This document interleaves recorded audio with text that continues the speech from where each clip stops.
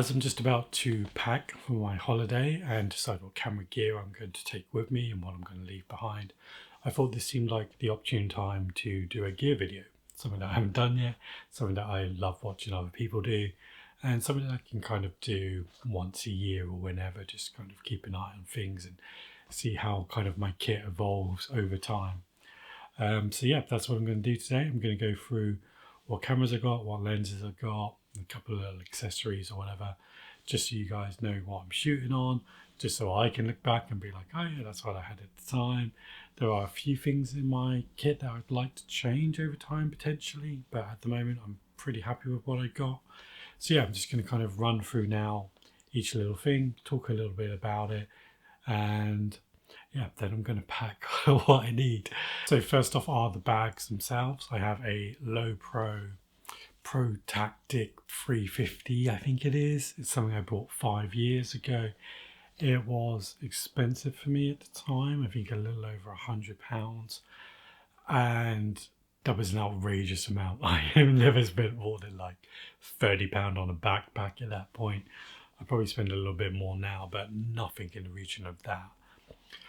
But the thinking behind it was that I had this camera that costs, 1,500 quid or whatever it was at the time, £1,200, and there was no way I wanted to stick it in something that could just fall apart or get water damaged or just, I just wanted something that I knew was sturdy, that was well thought of, that was waterproof, that would protect my gear, would protect my camera, my lenses, and all the rest of it.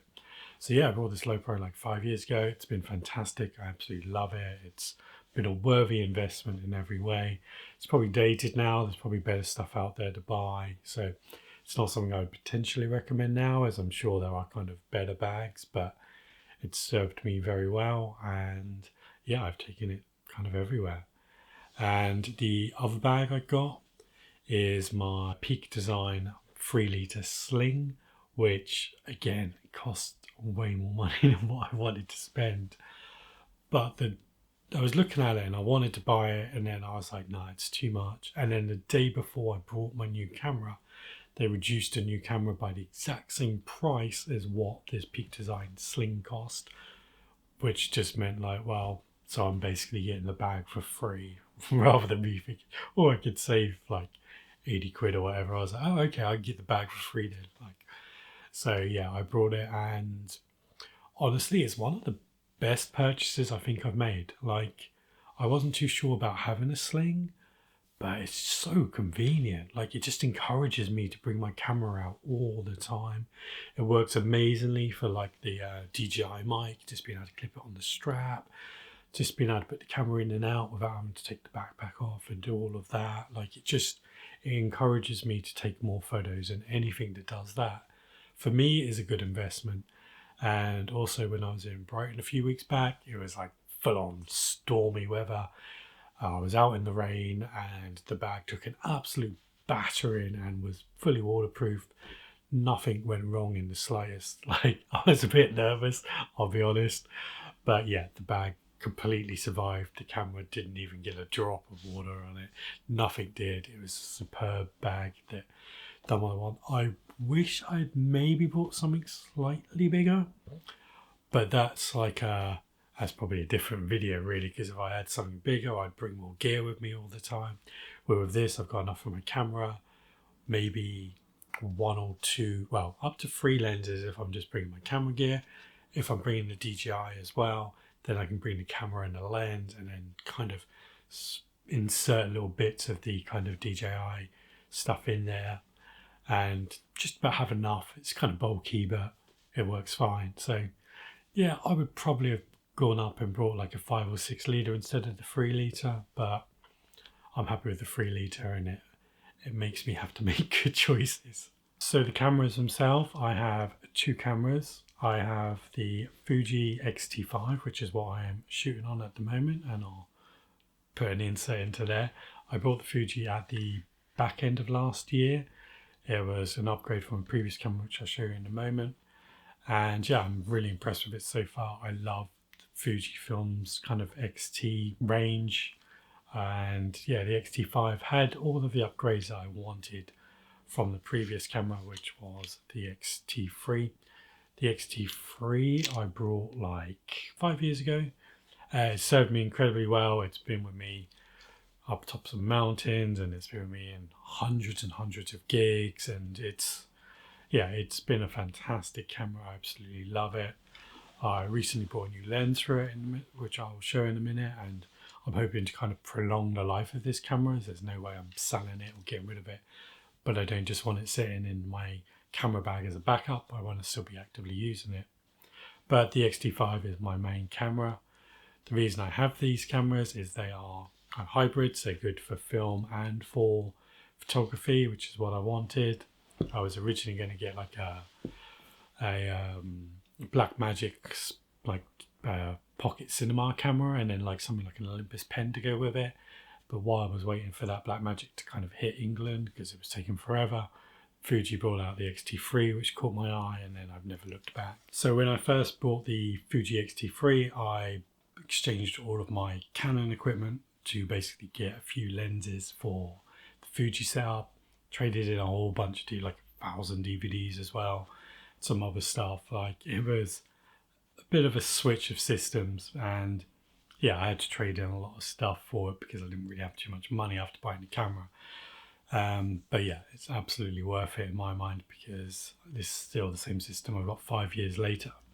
So to start with, I have the Fuji 23mm f2, which is on my camera at the moment filming this. That is my go-to film lens. I've used it a lot more photography recently, but it's been my main film lens for a few years. I love it. It's lightweight, it's easy to use, the picture's sharp enough for what I need it for. And yeah, it's just a lens that's always worked for me. I also bought the Fuji f2 35mm, which is another small lens, and these two lenses together weigh nothing. I can just take them around with me with that camera, and it's just a fantastic system. I've used 35 on and off down the years. It's not been something I've consistently used, but I have enjoyed it a lot more recently. But yeah, it's kind of my backup lens. I'm normally using either the 23mm or this one, which is my 56 1.2, which is my favorite lens of all time. I absolutely love this lens. It's the lens I use for all of my gig photography. It's the ones I kind of do all of the kind of gig portrait sort of style that I've got. That all comes from this lens. That 1.2 gives me the light I need within like a dark gig environment. And also, yeah, the shadow depth of field just gave me a style that no one else was really using. It means a lot of my photos aren't pin sharp, but I don't care about that. If I had the camera that had the most pin sharpness of all time, I would still shoot stuff softly. I just like the look of it, and most of, I'd say 90% of my favorite photos that I've taken have been shot with the 56 1.2. The other lens I got really early on was the 50 to 140mm zoom lens. It is the only zoom lens I got, the only telephoto lens I've got. I bought again for gigs originally. This is like my drummer lens. If I can't get a shot of a drummer, this is the lens to do it. But I can only do it in certain gigs because the 2.8 is not the right kind of aperture for those dark, tiny, dingy rooms that I sometimes shoot in. But outdoor stuff or like bigger venues, then that lens is perfect for that. It is weighty as shit. It kind of off balances the X-T3 and the X-T5, if I'm completely honest. It's probably a lens that needs to be on a bigger camera, so I use it sparingly because it ends up kind of the camera will dig into me a little bit, with the grips are quite small, and that lens is very front heavy and it weighs a lot. But whenever I need it for a particular purpose, it comes through. It's a fantastic lens. I love the compression on it.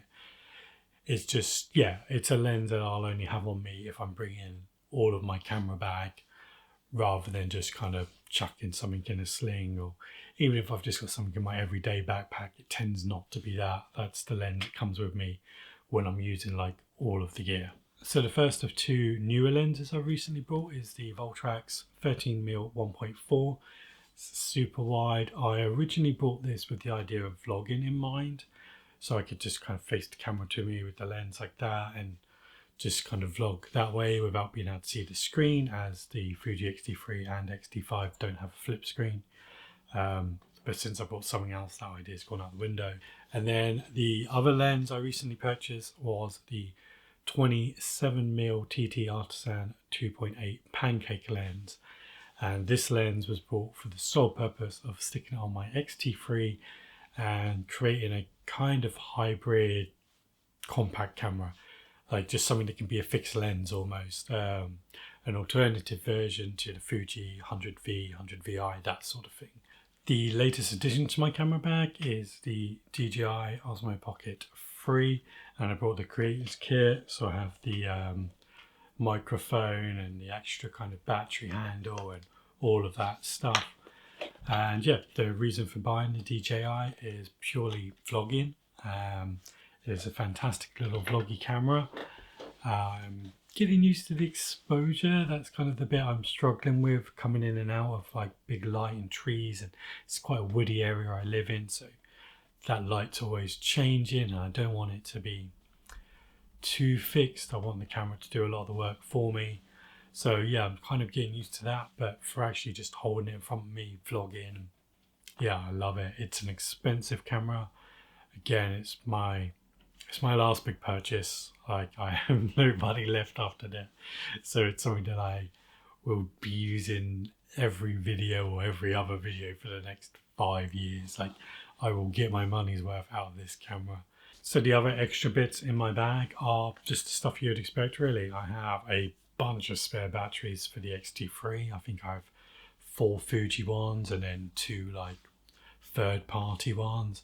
I have a spare battery for the X-T5, so I have 2 batteries in total for that. I would love to get a third battery, but at the moment that's not possible. I have some variable ND filters that get a bad rap, but I've always been alright with them. Again, maybe it's just because I like softer images, but I've always found variables to be just convenient, I guess. So yeah, the rest of my bag is batteries, is filters, is my microphone, which is the Rode video mic I'm using at the moment. Something I've had a while. Works relatively well. Well, it works really well. I'm just rubbish with audio.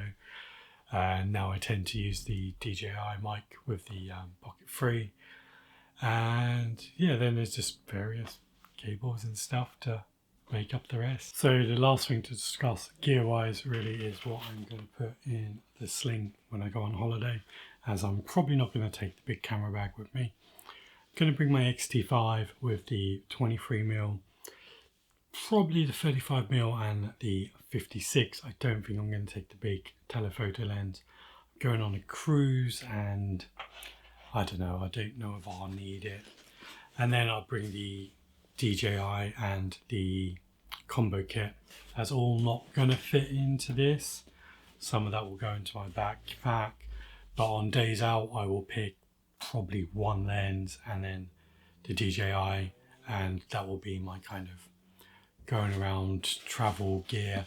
I like the idea of just having this sling, camera and a lens, so I don't have to make too many choices, and then the DJI for vlogging. And that should be my setup for the couple of weeks I'm away. And like I said, I'll have those various lenses for options, but also if I'm doing purely photography based stuff, then I'll bring a spare lens rather than extra bits for the DJI. I'll find a balance, but either way it's all going to fit into this rather than bringing my big bulky camera backpack, which I'm still half thinking of taking, but I probably won't. I'll probably just take my regular everyday backpack with my laptop in there, and then I've got stuff that I can go out with for the day using a normal backpack rather than having a camera backpack with me when I don't need half the stuff in it, which is always like the decisions to be made. So yeah, that's the gear I currently got. I'll try and list it all in the description. I'm sure I will put a blog post about it on my website, or maybe even on my gear page at some point on my website. And yeah, like I said, there's a few changes I'll probably make. I wouldn't mind a zoom lens that's kind of like 20 to 70 or something like that, but Again, I don't know when that will happen, if that will happen. I would love a kind of, a prime that's like a 90 mil or something, but I have no need for it at the moment. It's just something I'd like in the future. And I'm just having to really concentrate on the stuff that I definitely need and will use, rather than any kind of luxury stuff that I just can't afford. But maybe in a year or two, 5, it'll be a bit different. But yep, that's my gear for the moment. And yeah, I really like my setup. It's what I need and I love using it. And I feel like the results I'm getting out of it are improving all the time. So yeah, very happy with what I've got.